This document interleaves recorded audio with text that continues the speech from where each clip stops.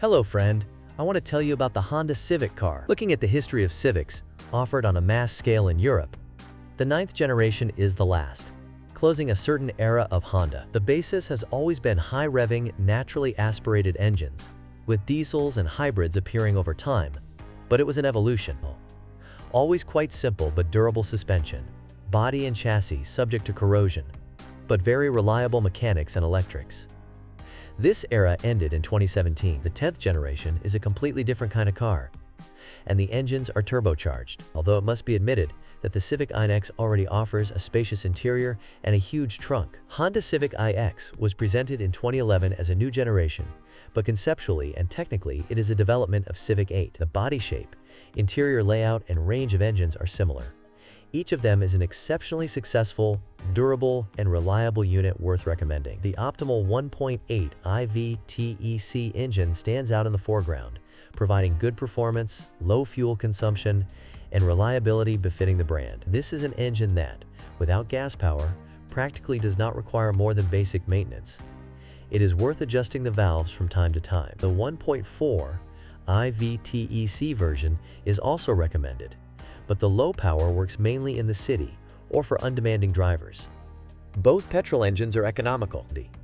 The engine needs an average of 7.4 Ls 100 kilometers, and the smaller one, a liter less. Diesels are even more economical, especially the very successful 1.6. In this case, you can count on an average consumption of 5.0 L 100 kilometers, and, contrary to appearances, good performance with 120 HP and 300 Newton-meters of torque.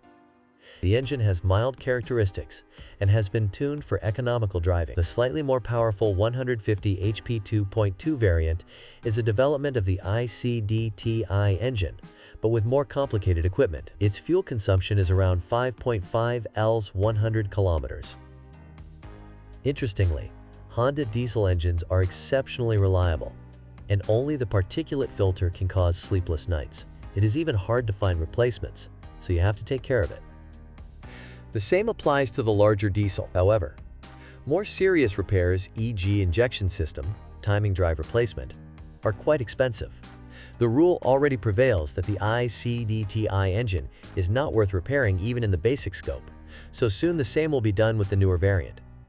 Quote, over. Apart from minor electrical faults and the potential risk of corrosion, the Honda Civic iX is a safe choice. When buying, you need to be vigilant about two issues: the accident history and corrosion. Cars should be well protected even now, despite their young age. Unfortunately, rust is not only a problem for the bodywork, but also for some mechanisms, including brakes.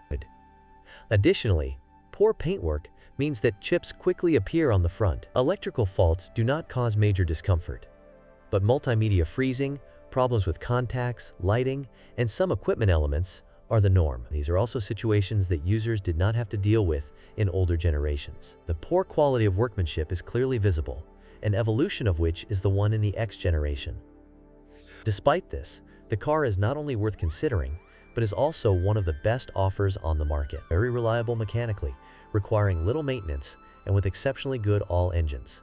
It is no longer as terribly expensive as it was a few years ago. Common Honda Civic faults: minor electrical and equipment faults, corrosion of brake system components and electrical contacts, clogging of DPF filters. What to look for: 1.8 IVTEC cars.